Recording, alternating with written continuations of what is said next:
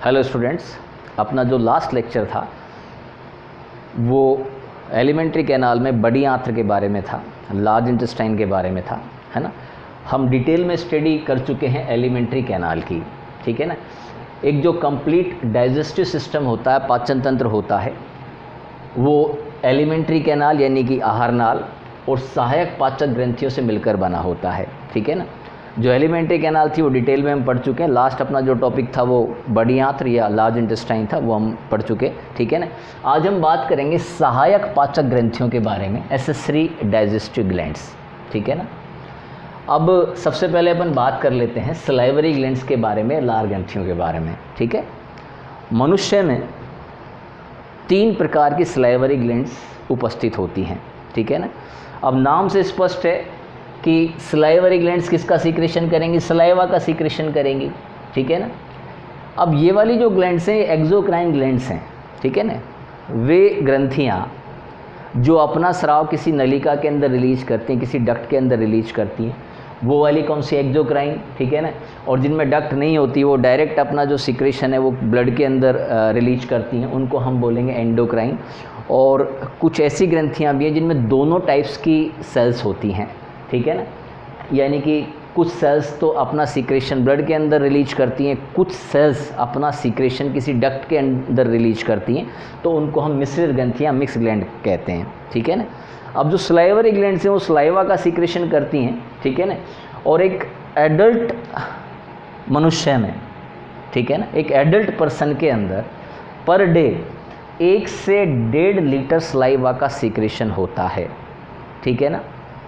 Saliva एक बहुत ही important substance है, बहुत ही महत्वपूर्ण पदार्थ है। 3 टाइप की हमारे अंदर सलाइवरी ग्लैंड्स होती हैं, ठीक है ना। सबसे पहले अपन बात करते हैं अधोजिह्वा या सबलिंगुअल सलाइवरी ग्लैंड के बारे में, ठीक है ना। नाम से स्पष्ट है, अधोजिह्वा यानी ये वाली ग्लैंड किसके नीचे होती है, जीभ के नीचे होती है, ठीक है ना। अब ये एक्सोक्राइन है तो किसी नलिका के द्वारा बक्कल कैविटी में ओपन होंगी। तो एक नलिका होती है जिसको कहा जाता है डक्ट ऑफ रिविनस, रिविनस की नलिका। इस नलिका के द्वारा ये जो सलाइवरी ग्लैंड है ये बक्कल कैविटी में ओपन होगी। बक्कल कैविटी में किस जगह ओपन होगी, ये जीभ के निचले हिस्से के अंदर ही खुलती है ना, और सलाइवा का सीक्रेशन करती है, ठीक है ना। अब अपन बात करते हैं सेकंड, पैरोटिड, बहुत ही इंपॉर्टेंट सलाइवरी ग्लैंड है ना।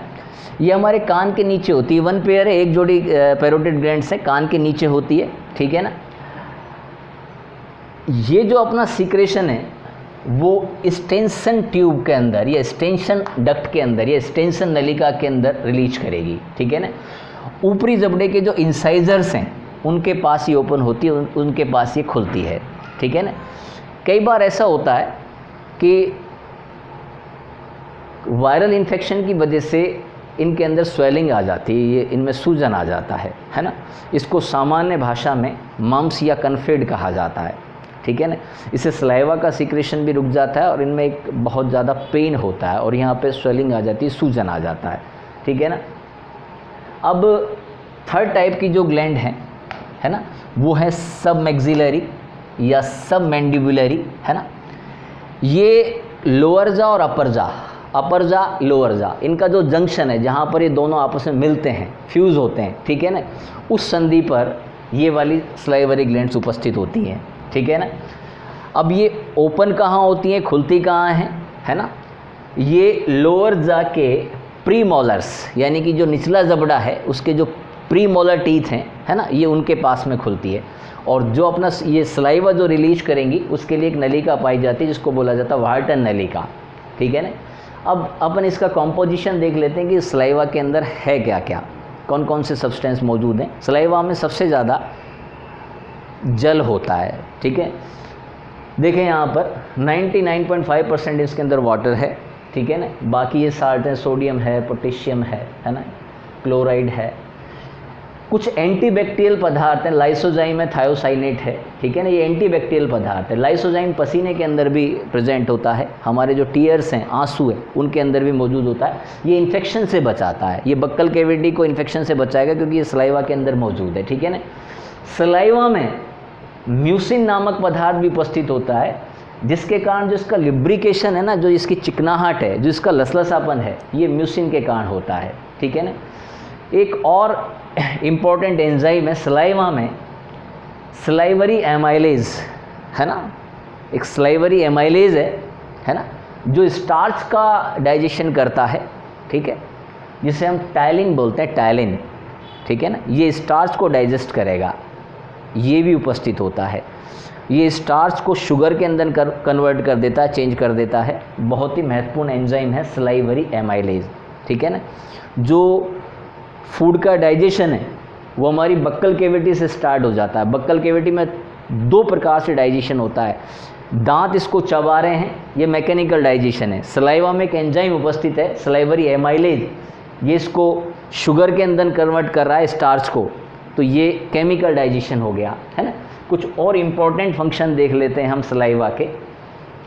भोजन को निगलने में सहायक है ना, जो आपने फूड खाया है ना, यदि उसमें लुब्रिकेशन नहीं होगा तो वो आगे इसोफेगस में नहीं जा पाएगा, ठीक है।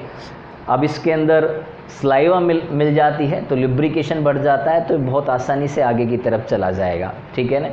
अभी हम पढ़ रहे थे कि सलाइवरी एमाइलेज है जो स्टार्च को माल्टोज के अंदर कन्वर्ट कर देगा, शुगर में बदल देगा, तो यानी कि डाइजेशन में भी हेल्पफुल है, पाचन में भी सहायक है, ठीक है ना। पीएच को कंट्रोल करता है बकल कैविटी के अंदर।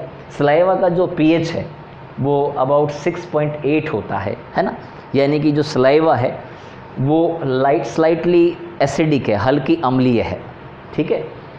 अब ये अपन ने सलाइवरी ग्लैंड्स के बारे में बात की थी, ठीक है ना। 2 इम्पॉर्टेंट ग्लैंड्स और भी हैं, है ना, लिवर और पेंक्रियाज, यकृत और अग्नाशय, है ना। जो नेक्स्ट लेक्चर होंगे उनके बारे में बात करेंगे। ये तो बहुत छोटा सा टॉपिक था, है ना। वीडियो कंटिन्यू आप देखते रहें। 11th के स्टूडेंट्स को मैं बता दूं कि इस बार जो सिलेबस रहेगा वो NCERT का सिलेबस रहेगा, है, ठीक है। तो सेम यही टॉपिक्स वहाँ पर भी आ रहे हैं, तो जो स्टूडेंट्स 10th से प्रमोट होके, ठीक है ना, जो 11th में बायोलॉजी लेंगे, है ना, वो भी इन वीडियो को देख सकते हैं और लाभ उठा सकते हैं, ठीक है ना। Thank you very much.